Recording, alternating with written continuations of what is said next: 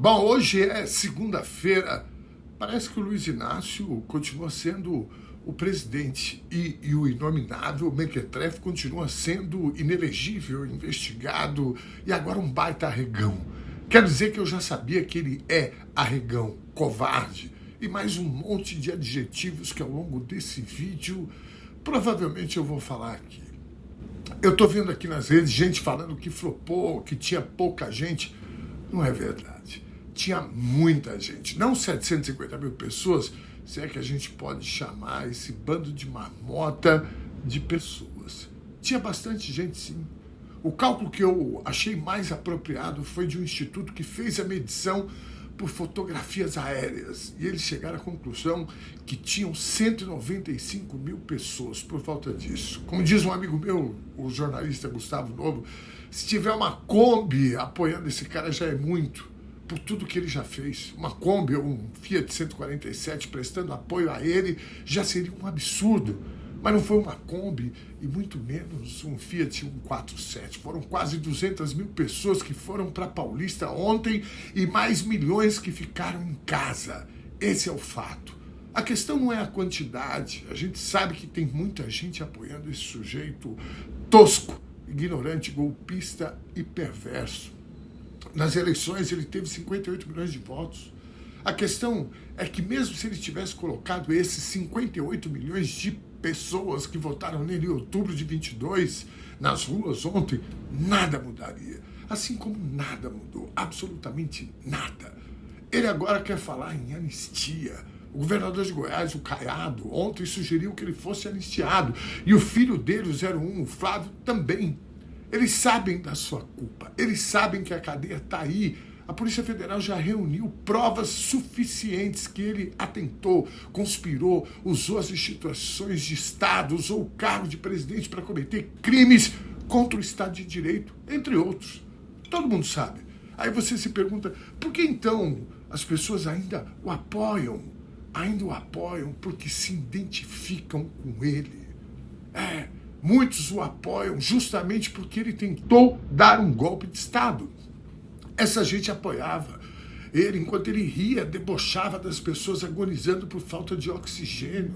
Essas pessoas foram para frente dos quartéis pedir um golpe militar. Essas pessoas tentaram explodir o aeroporto de Brasília na noite de Natal de 2022. Estão presos. Essas pessoas trancaram as rodovias quando perderam as eleições. Essa gente é cúmplice, coautora dos crimes que o ser mais desprezível desse país cometeu. É identificação com a brutalidade, com a perversidade, com o golpismo, com a falta de cultura, com a miserabilidade intelectual, com a cafonice. Identificação com o ódio aos pobres. Dom Ernesto, tinha muito pobre lá também. Sim, tinha. A miserabilidade intelectual dessas pessoas faz com que apoiem seus algozes. Tinha negros e negras lá. Tinha, assim como tinham gays. Sim, a falta de cultura, de conhecimento da nossa história, da história do nosso país, faz com que, infelizmente, negros e negras apoiem não só pessoas racistas, mas estarrecedoramente apoiem quem destrói as políticas públicas que protegem seus grupos sociais, como a lei de cotas, a criminalização do racismo, as políticas LGBTQIA+, que protegem a existência da comunidade gay. Essa gente que estava na Paulista ontem é aquela que humilha motoboy, que predominantemente são da pele preta. São aqueles que humilham porteiros, que humilham suas empregadas, babás. O que é isso? Ódio de classe, ódio aos pobres. Nós precisamos compreender que essa gente existe e eles estão aí. Ontem, enquanto eu zoava o desfile de cafonas indo para a Paulista da janela, o vizinho de alguns andares de cima gritou: petista ladrão, vai morar na favela! Ódio de classe. Um covarde, herdeiro que nunca teve a coragem de olhar na minha cara no elevador. Essa gente existe e está aí. E se identificam com o que é tosco, com a barbárie.